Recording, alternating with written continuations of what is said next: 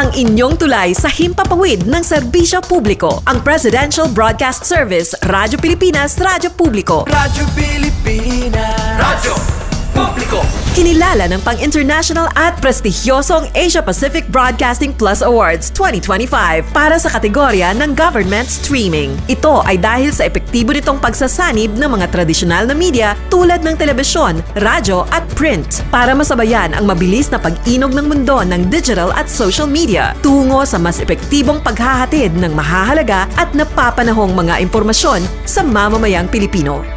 Kinilala rin ang Radyo Pilipinas dahil sa patuloy na pag-akyat ng rating. Ngayon ay matatag sa pang-4 na pwesto sa Mega Manila ayon sa pinakahuling Nielsen Radio Audience Measurement Survey. At sa social media, nakamit ang mahigit 2,000% pagtaas ng bilang ng mga sumusubaybay sa Radyo Pilipinas page sa unang bahagi ng 2025. Patunay ito na ang inyong Radyo Pilipinas, Radyo Publiko ay tunay na kaagapay ng inyong pamahalaan sa paghahatid ng serbisyo sa mga mamamayang Pilipino. Mula sa aming lahat, sa ngalan ng inyong pamunuan at mga kawani ng Presidential Broadcast Service, kasama ang inyong mga himpilan ng Radyo Pilipinas sa buong kapuluan, maraming salamat po sa inyong lahat, sa inyong pagtangkilik at pagkilala. Radyo Pilipinas. Radyo Publiko.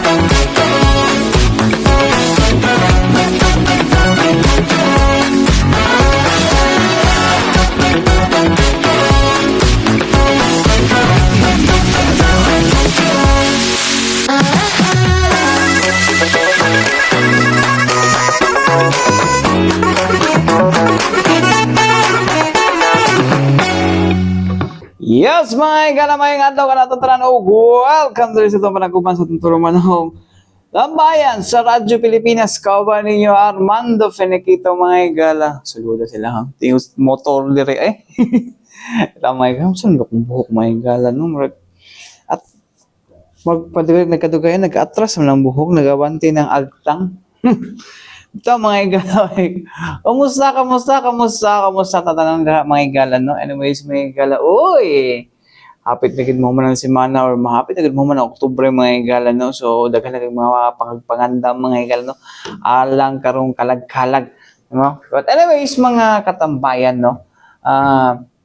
Karon no, makasinara ita pag ulan karon no, pero puting inita gid mga igala, puting inita makadrain gid ang kaigang mga igala, no? Oo no. Kuan kanang makatapol og gawas. Patapol yung gawas mga igala no, tapos mukalag ulan. Actually mga igala mo ulan na gim nagaulan kita karon mga igala no.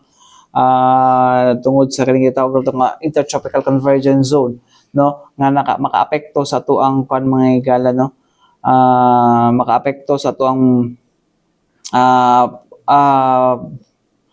atong lakat sa panahon karong takna ang mga igala. Anyways, mga igala, no, ang kuan mga igala, no, napagawas o kanang kuan mga igala, General Flood Advisory ang ato ang DOST Pag-asa mga igala, no, nag-post sa Facebook page sa Civil Defense Davao Region mga igala, no, kung asa ang mga kuan mga igala, ang mga kasapaan nato diri sa kuan mga igala, no, unahan na nato mga igala, no, diri sa Davao Region, no, unahan to diri sa Davao City mga igala, no, ang Davao City, Davao River, Lasang River, Bunawan River, Matina River, Talomo River, Lipadas River, tapos kayong Tagulaya dira sa may kuan mga igala, Santa Cruz.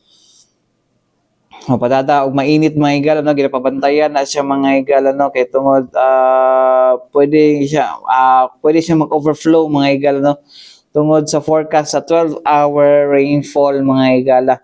So aside pa ana mga igala, kanita Tagulaya sa Sibulan na siya sa may Santa Cruz, no, Tapos Digos River padada mainit mga higala. Sa Davao de Oro mga higala no, ang mga ang mga kuano, ang mga sapa sa Matiaw, Iho, Agusan ug Manat mga higala na ginapabantayan pod no. So katong mga nagpuyo dool dira dapita mga higala, kuano, bantay-bantay mo alang usab sa Davao Oriental mga higala no.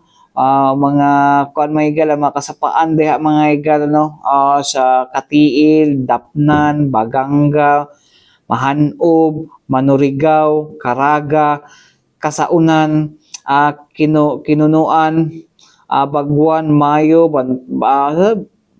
Bitanayan, Sumlog, Tangmuan, Dakong Bunwa, Kabasagan, Manay, Maya og Sumilaw, Kuwabo, no? Bantayan po na dira sa may Davao Oriental mga higala. Then sa to sa Davao Occidental, mga higala na. Particular dira sa mga sapa sa Panglan, Malita, sa Batanan.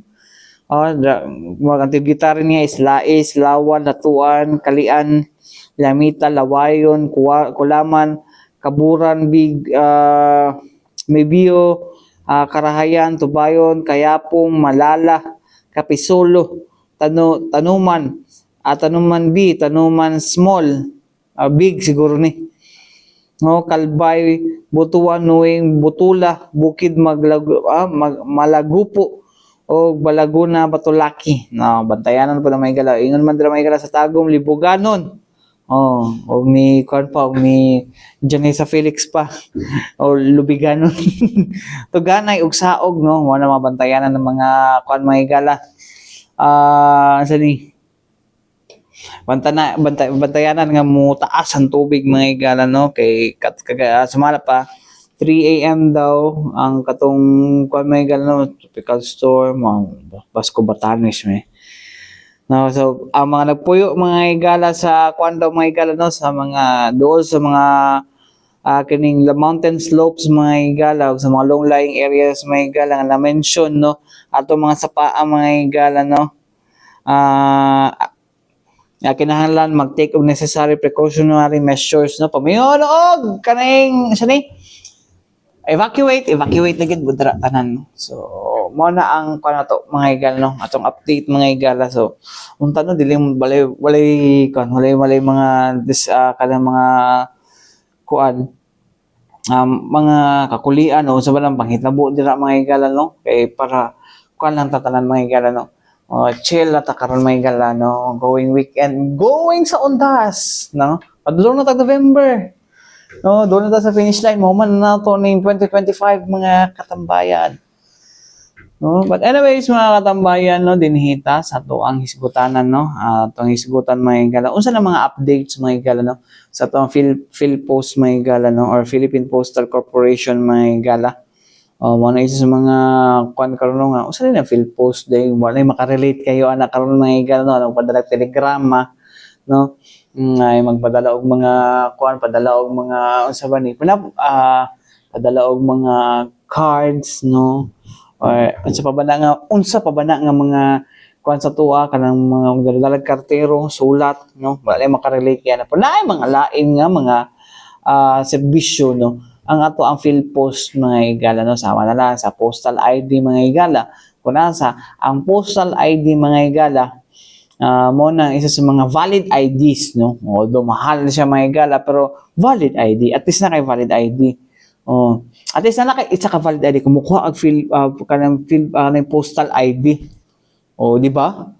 So isa na lang yung pangitaon. Isa na sa kung wala mo ay valid ID nga government issued valid ID na si PhilPost may higala. Unsa pa man ang ilahang mga serbisyo alang sa atong kuan mga higala, atong paminawon mga higala no, ang area market specialist sa PhilPost din sa Davao mga higala no, wala lain si Sir Ray Basilan mga higala no. Nakainabi na to ni siya mga higala atol sa gipahigayong Davao Peace and Security Press Corps Media Briefing sa The Royal Mandaya Hotel kagahapon. Paminaw na to. Postal Corporation, sir. Yes, once again, daghang salamat ma'am for having me here. Medyo dugay-dugay makukuha ka balik. So daghan-daghan akong update. Okay lang ma'am. No? Unahon na po kay ang ato ang thank you pala sa media friends kay katong kakaba na to mobile postal ID mobile capturing sa SM na extend siya hangtod katapusan tungod sa media milestone na gihimo atong interview dito. Nagdasok yun ang mga tao. Salamat yun kay sa inyo ha. Kay tungod aning mga interviews o mga posting sa social media na reach yun na to ang mga kadaghanan nga nanginahanglan og postal ID. So hayahay man sa SM, naka-aircon ang queuing, although maghulat sila pero dili kayo igang, dili jud igang, dili kaayo. Hayahay gid ilang paminaw so okay lang sa ilaha. And up to kuan lang ta sa katapusan this month kay transfer na pud namo ang mobile capturing kay kaning amo ang intensifying the caravan is sa tibuok ni namong area sa Eastern Mindanao which covers Maguindanao province to Surigao del Sur. So i-transfer na mo ng mobile as per request sa mga LGUs, sa mga festivals, job fairs, sa mga one-stop shop na government service, ginapadala na mo ng machine para makater ang mga nanginahanglan o postal ID. Pero diri sa Davao City, naka-align ni sa program sa LGU, kana gani mga barangay nila nga caravan, ginadala pod namo na gina-align namo sa ilang schedule and then gina-check namo para dili mag-conflict kaya nga mo ang working machine para sa kaning mobile is duha lang man so para dili mag-conflict mo nang gina-review ginamo ang mga scheduling. And then in terms of PhilPost relevance, ako pong ipaabot sa kadaghanan sa tong media friends na si PhilPost nowadays is really partnering with the disaster. Dili pa man siya official, wala pa yung official written na maging partner sa disaster response team pero open na si PhilPost na mo transport. For example, naguna ni sa Manila katong pag-flooding dito, tanan vehicle ni PhilPost na na-utilize para maghatod og mga relief goods and mga supplies na magamit sa mga nabiktima. Paglinog sa Cebu, naapod si PhilPost ang tanan mga vehicles nga available, ready pod para mag-transport sa mga relief goods. And then kahapon lang naapod si PhilPost para nagdala sa mga relief goods and food packs paingon sa warehouse sa DSWD sa Davao Oriental. Gusto na ko ni ipaabot tungod kay gusto po na ko ni ipaabot para mahatabangan po mi sa ato ang mga media friends kung kinsa pa tong gusto magpadala og mga relief goods, i-coordinate lang sa DSWD and then DSWD will request us para ma-transport na free of charge ang maong mga relief goods or any mga used clothing pa sa panginahanglan sa mga nabiktima sa kalamidad. And then gusto po na ko ipaabot nga dili lang, this is part of our corporate social responsibility pero naadjud pod ni produkto sa logistics. As of now, naga-partner namin sa DepEd. Ang una namong naging agency to agency nga negotiation is the Division of Davao del Sur. Naghatod mi sa ilahang mga learning materials, mga modules sa Tibok Division sa Davao del Sur. So amo aning ginatry na ma-replicate sa tanang ahensya diri sa Davao o diri sa tibuok Eastern Mindanao para maging partner sa amo ang logistics. And then amo apong i-update siguro some of us nakabalo na sa kaning RA 12001 kaning RP VARA or the Real Property Valuation and Assessment Reform Act nga mag-re-evaluate na sa real property. So ginatry pod namo nga maka-penetrate sa mga LGUs sa province para maging partner pod into a government to agency to agency negotiation para makuha namo makasulod mi nga hanyag sa amo ang serbisyo sa paghatod sa mga notices and mga billings pag i-implement na ning RA 12001 or RP VARA. And then siguro lastly, ang PhilPost karon under our new Postmaster General last July na-appoint ni President. Dati po na siya naging director diri sa Eastern Mindanao, diya sa Davao nag-office si Sir Maximo C. Santa Maria III. Siya na ang amuang acting Postmaster General karon. Ang iha pong pinaka main project is building capacity sa mga personnel sa PhilPost. Last week na malipayon ang inyong ubos nga higala kay naapil sa scholarship sa Asian Institute of Management sa Makati, tulumi from Eastern Mindanao for the supply chain management training. Ang purpose ani nga para mas mapalambo pa ang serbisyo ni PhilPost, mas mapa-move faster and efficiency ang ato ang gina-measure karon with these trainings. So, mao tingali ito ang pinaka-highlight na po, Ma'am Ruth, and salamat sa inyong tanan. Okay, sir. So, mga ito mga higala, no? Si Sir Ray Basilan, mga higala, no? Ang market specialist sa area market specialist sa PhilPost Davao, mga higala. Actually, dili sa Davao, yung Eastern Mindanao ata na.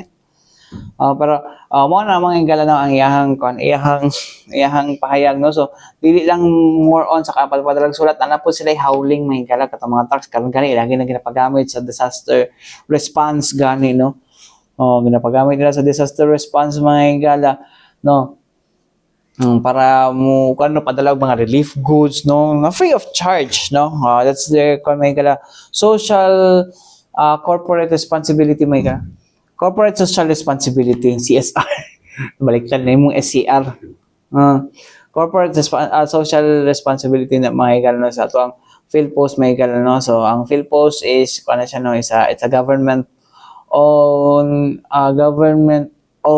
GOCC. So meaning ng GOCC gani, no? Dito mo itong pataka dami asa to GOCC na siya, mga GOCC na siya, mga higala, no? GOCC meaning Government Owned and Controlled Corporation. Mo dira siya, mga higala, no? Ang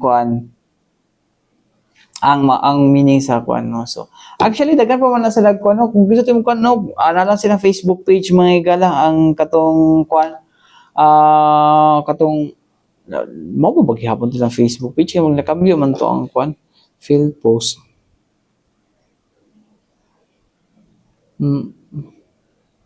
Yung nakambyo mo gusto lang kuan good lang sini. Ang Facebook name good, no.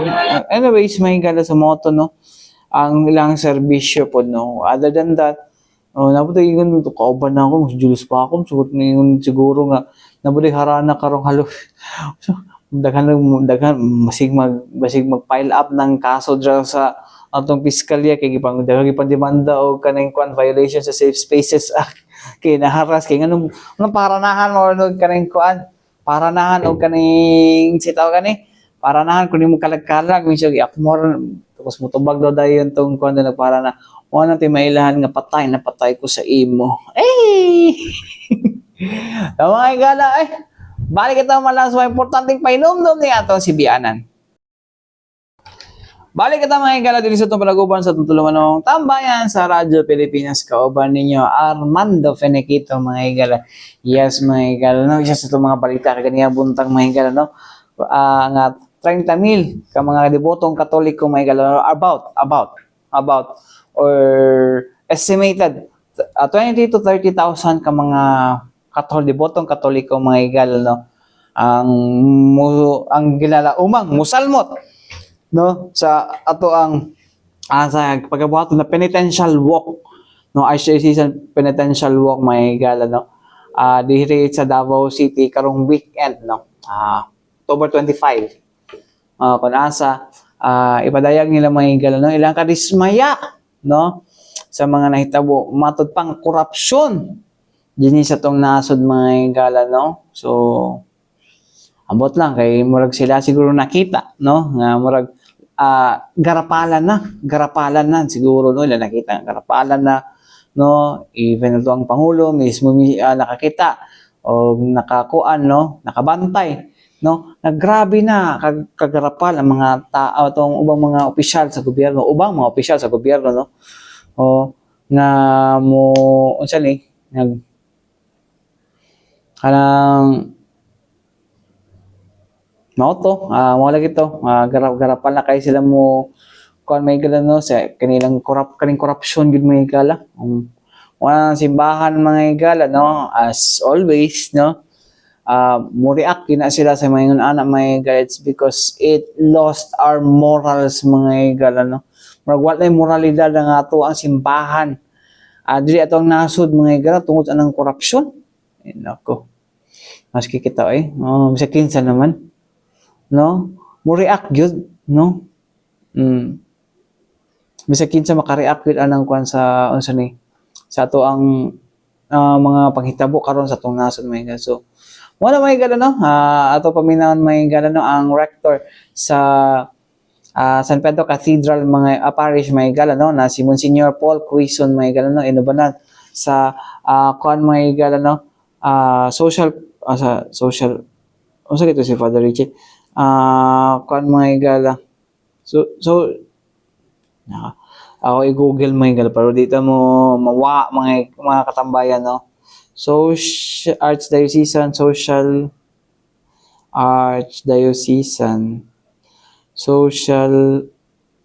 Communication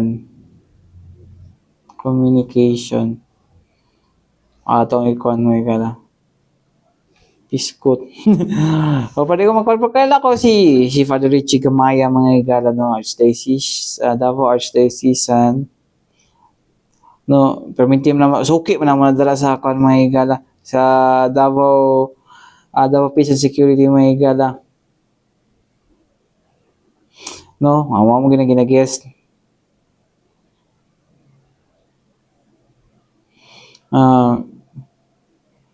Archdiocesan Commission no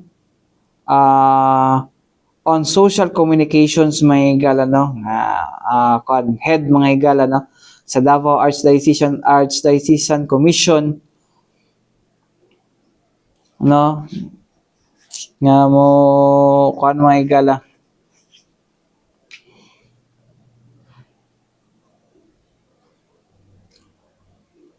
ang amo pahayag may higala no sa pahayagayod na kuan sa tawagan ni Archdiocesan Penitential Walk mga higala no karong Sabado may higala. Anyways may higala may na to may higala no Monsignor Paul Quezon may higala og si Father Richie Gamaya may higala no ang head sa Davao Archdiocesan Commission on Social Communication may higala. May na to may higala. Ako karon din here with Father Ching because we would like to give an important announcement, especially for the Catholic faithful, regarding the upcoming event this coming Saturday. We call this the Penitential Walk from 3 different converging points going to the San Pedro Square. So all the Catholic faithful of the Archdiocese are invited, but we have targeted the servant leaders of our JKKs.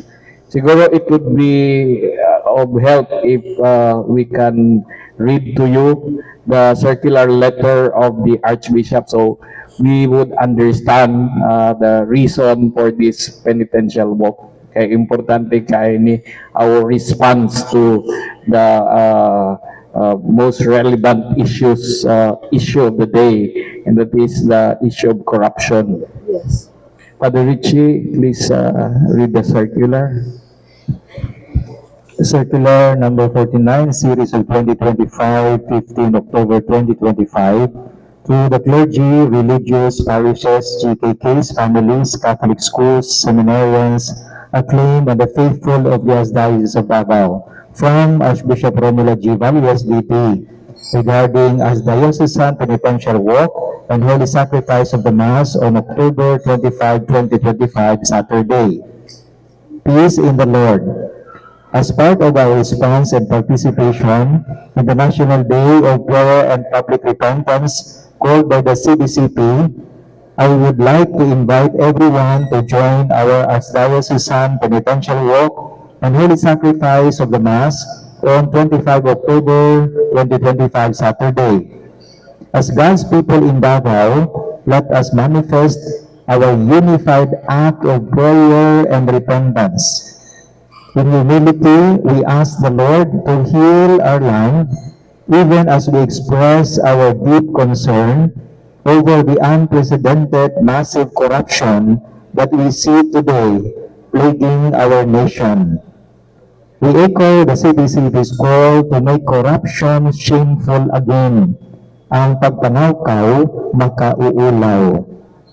As the Diocesan Penitential Walk, 3 starting points.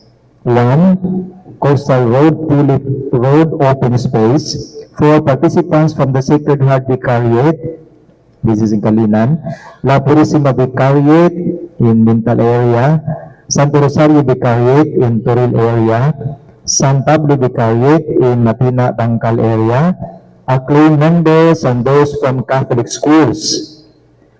2. Magsaysay Park for participants from the Santa Ana Vicariate, Immaculate Conception Vicariate of the Island Garden City of Samal, and St. James Vicariate in the areas of Bunawan, the northern part of Davao. 3. Doña Vicenta Park for participants from the San Pedro Vicariate. So this is in the city. The schedule at the 3 starting points introductory prayers will start at 3:45 a.m. The penitential walk will start at 4 o'clock in the morning. And then hoping that we arrive before 6 o'clock for the Mass at the Aguila stage along San Pedro Street, fronting Unitap. The Holy Sacrifice of the Mass will start at 6 o'clock. There will be no other activities after the Mass. Important reminders lang for our faithful. 1. The color white. Everyone is requested to wear white shirts or white clothes. If impossible, wear white ribbons attached or pinned on your clothes. 2. Bring your rosary, candle, drinking water in bottles or tumblers, umbrella or raincoat in case of rain. 3. All GKK servant leaders from every GKK in the Archdiocese of Davao are expected to attend. 4. Bring your own provision, baon for breakfast. 5. There will be no 6 a.m. Mass in all parishes and public chapels in the Archdiocese on 25 October 2025, except in monasteries, for example, Pink Sisters and Carmelite nuns. And 6. Participants are reminded that no backpacks are allowed for security reasons.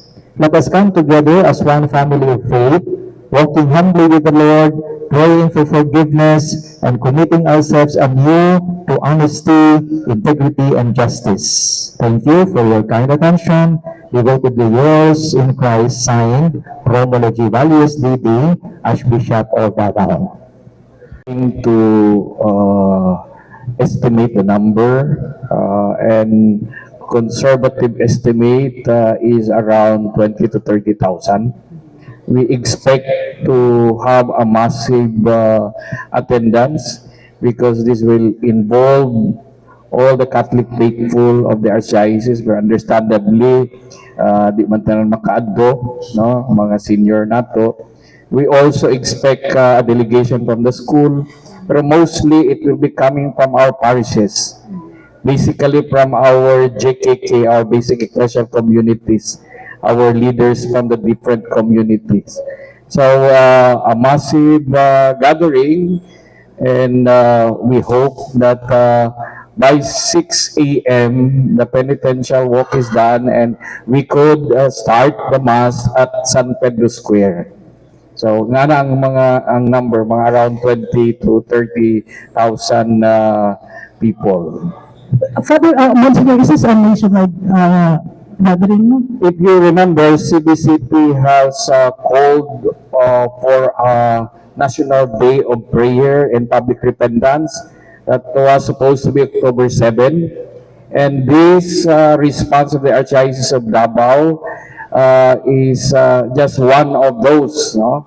And the church all over the country would, no, the different dioceses and archdioceses would have their own response, no, to this call, no, this national call.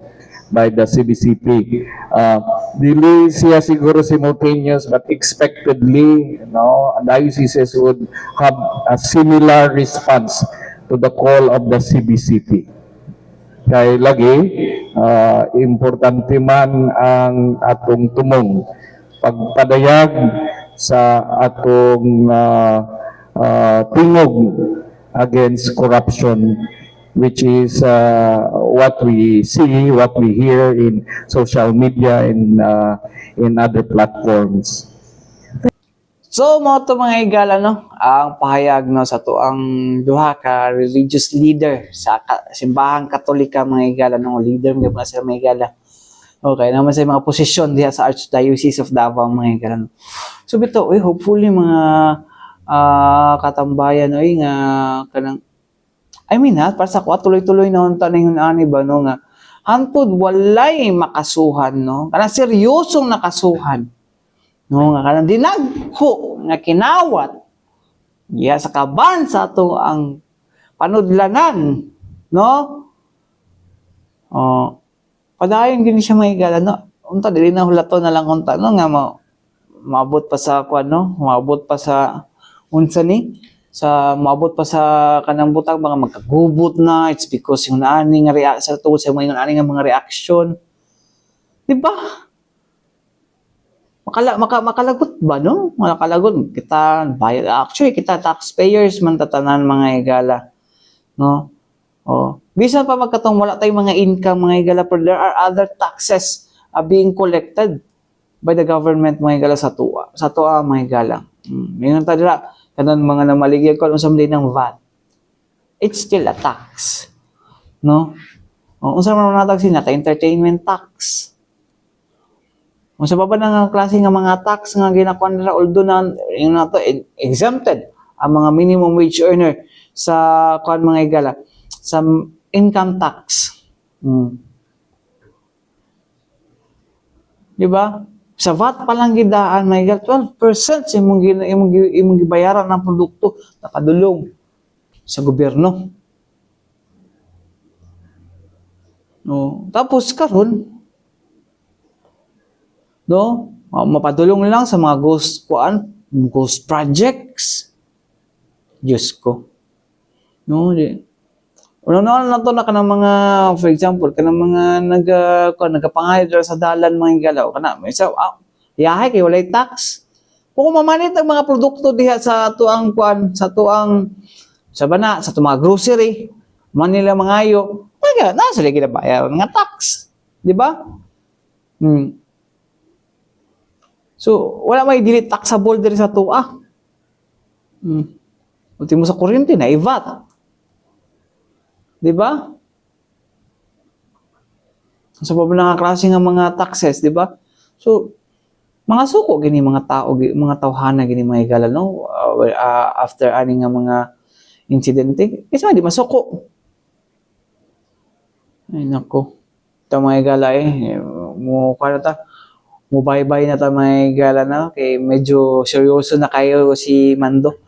Anyways, mga higala, wala tayo kung oras ang alam sa Tibok Pwersa sa DXRP Radyo Pilipinas, Radyo Publiko Davao mga higala. Ako'y nakawan Armando Feniquito. Alang sa tambayan sa Radyo Pilipinas, hangtod sunod sa daghang salamat ug maayong adlaw kada tanan.